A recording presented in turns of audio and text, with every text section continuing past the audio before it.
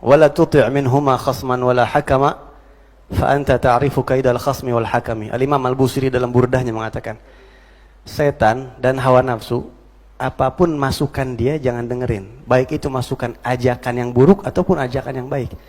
Jadi antum perlu tahu bahwa hawa nafsu dan syaitan itu kadang-kadang menggoda kita untuk melakukan sesuatu yang kesannya baik, padahal tujuan dia buruk. Contoh, ente mau ngapain ngajar, ente kalau ngajarin ntar takutnya nggak ikhlas, dicium tangan orang, ente belum siap sekarang. Mendingan ente persiapin dulu hati ente, ya. Kan ngajar itu kan, wah, disanjung-sanjung orang, dicium tangan sama orang, dikasih hadiah ini itu. Nanti ente bagaimana keikhlasan ente kalau kayak begitu? Ente nggak bakal ikhlas karena Allah Subhanahu Wa Taala. Kalau ente ngajar nggak ikhlas, gimana ente di hadapan Allah? Ente ria udah karena ini. Kalau itu setan ngomong indah gak? Luar biasa, hikmah syaitaniyah itu, ya, itu hikam syaitaniyah itu. Atau bahkan setan kadang-kadang berbisik, ente jangan ceramah tentang keturunan Nabi melulu dong, ente kan Habib, nanti orang ngira ente gila hormat loh. Jangan begitu, jaga harga diri ente, biar orang lain yang ceramah. Cakep gak tuh? Cakep kan? Setan ngasih masukan, itu namanya hakama, dia ngasih hikmah, ngasih nasihat dia sama kita. Tapi tujuannya baik apa buruk? Buruk, biar umat nggak ngerti terus. Ana pernah ketemu sama satu orang yang ana nggak bisa ceramah sekarang, ana nggak mau ngajar sekarang. Dulu nih, ini kurang lebih 2004, 2005 ana ketemu orang yang seperti ini. Ya, nggak bisa ana ceramah. Kenapa? Ana takut ngarepin amplop. Ana ceramah ngarepin amplop, hilang dong. Ana pengen usaha dulu. Pengen dagang, ntar udah kaya baru ada dakwah. Cakep gitu? Cakep kan? Ya. Sampai sekarang nggak dakwah, nggak kaya soalnya. Kesian. Ya Allah, lu dakwah kagak, kaya kagak. La din wala dunya, Nabi bilang akhirat tuh. Jadi itu kalau bahasa pepatah orang Arab mengatakan man syawar magatal.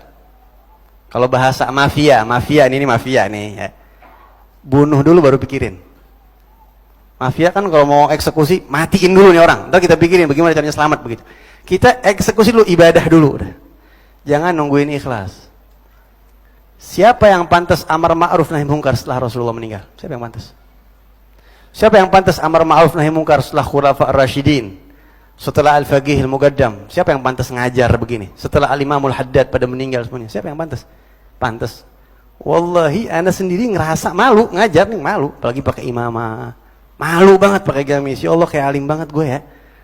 Malu. Lebih baik kita jalanin ngajar sambil merasa malu, nggak pantas, daripada ada orang, gue mah sebenarnya bisa ngajar. Ilmu gue sebenarnya mah cukup. Gue tahu tuh hadis. Cuma gue mah nggak mau begini. Sebenarnya pantasan gue.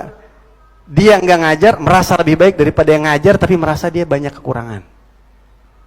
Itu satu. Yang kedua, ya, untuk urusan keikhlasan, ikhlas itu nggak ada yang tahu kecuali Allah. Kapan kita merasa kita ikhlas, hancur amal kita. Habib Abdul Haddad, sahib ratib, di dalam kitabnya Risalatul Mu'awanah mengatakan, saya tidak menjamin diri saya ikhlas menulis kitab ini. Saya tidak menjamin diri saya ikhlas menulis kitab ini. Bahkan di akhir kitab beliau Nasihat Diniyah, ya Allah maafkan saya kalau dalam selama penulisan ada rasa ingin dipuji orang, terselip rasa bangga, maafin saya atas kekurangan. Walhal itu ternyata terbukti nggak ada dengan kitabnya barokah dibaca sampai sekarang. Kalau ada tujuan selain Allah nggak bakal masuk. Begitu.